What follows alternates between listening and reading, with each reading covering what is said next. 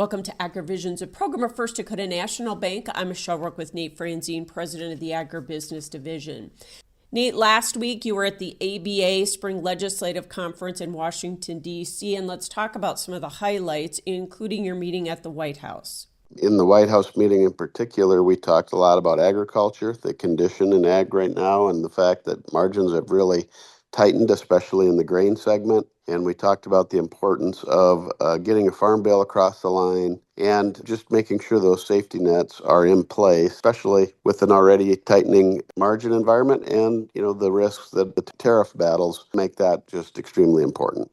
You also talked with Treasury Secretary Bessent about deregulation. Really a refreshing meeting. He really gets it. He understands the difference between Wall Street and Main Street, and he is working really hard to deregulate a lot of the Biden-era overburdensome regulations on community banks. The Biden era was really pointed at robust regulation with primarily large Wall Street banks in their eye, which was crippling community banks. And Secretary Bessent really understands that that is not the recipe for success and that community banks in rural America is the backbone of our economy.